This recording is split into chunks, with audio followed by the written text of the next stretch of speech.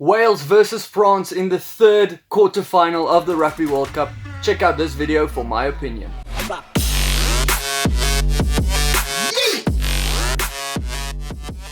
Welcome back to SkinnyBru Rugby, guys. So it is quarterfinals time. England is already through, New Zealand is through as well. Then the third game will be Wales versus France. And then, of course, the Japan versus South Africa game that I did with the Imbiber already. You can check out that video over here. For this game, though, I will be looking at the history between the two teams, the recent form of them, and then how the teams will be lining up for this one, and then how I think they will play. And then at the end, I will give my prediction. For the predictions, remember to join the SkinnyBru pools that will be showing here next to me, and to subscribe to my channel if you do like my content. I appreciate it. Let's get into the Wales versus France game.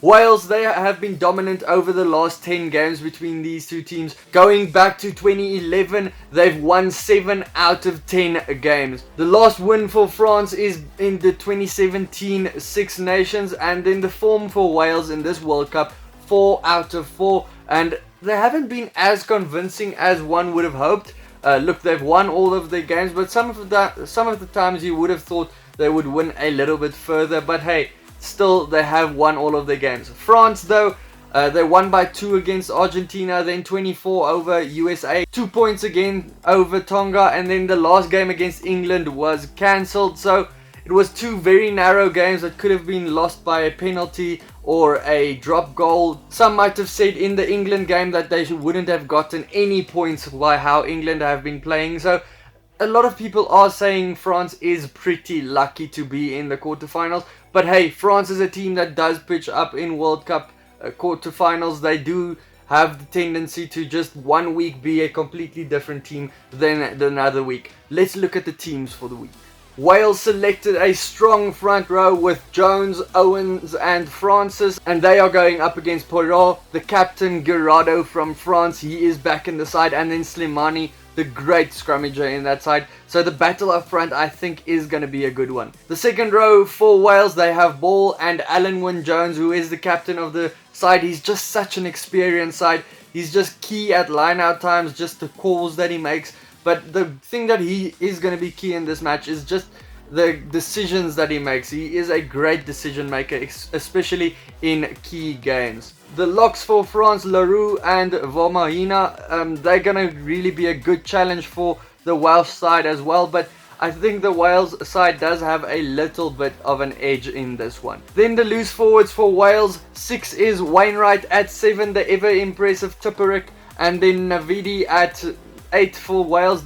He has been all over the park over the whole competition, and he's going to continue to do that. For France, they have Laurent Olivon, who I really like him. He's a real good tackler. And then Aldred, I think the competition between the loose forwards is going to be a good one to watch. The halfback pairings for the two sides, Wales have went with Gareth Davies.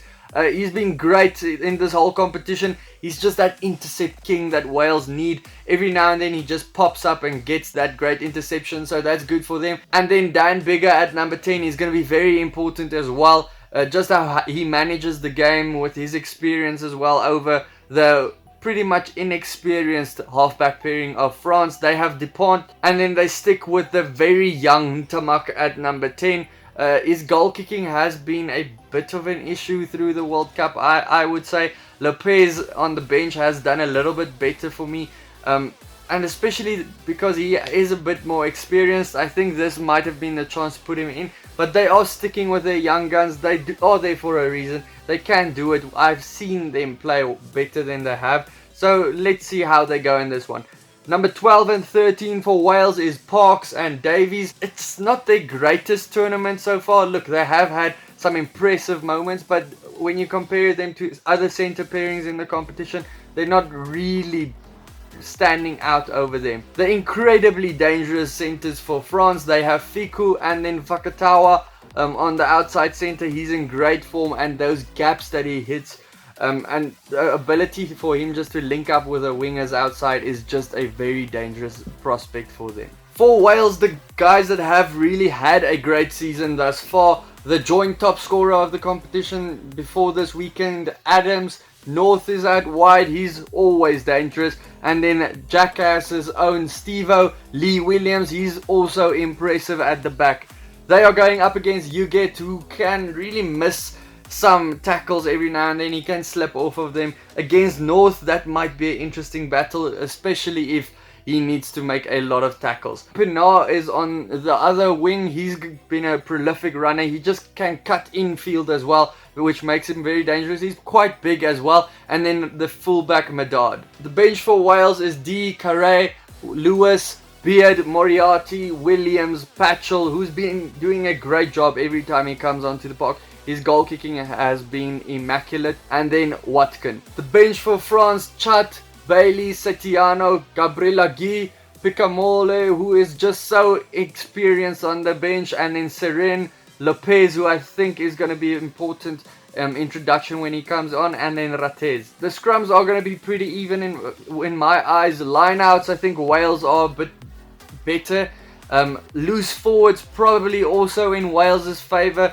Wales also have a lot more experience in the half-back pairing, which is going to be important in this game. The only place where I think Wales does have a little bit of a problem, the centres for France have the upper hand. They've been in great form. Not that the Welsh centres aren't good. I think the France centres just are world class. France is a little bit more rested for this one after one of the games were cancelled. Wales, they will be more battle ready, as I keep describing it. After playing 2 biggish games and then 2 smaller games, they have been in quite a tough pool where everyone has been resilient. France, they can turn up in quarterfinals as they always do in World Cups, but I think in this year's World Cup, Wales are comfortable favourites. They are going to win by 15 points. Guys, let me know down in the comments what your prediction is, and then also check out some of my other videos. Remember to subscribe if you do like the channel, and then I'll see you for the next one. Cheers.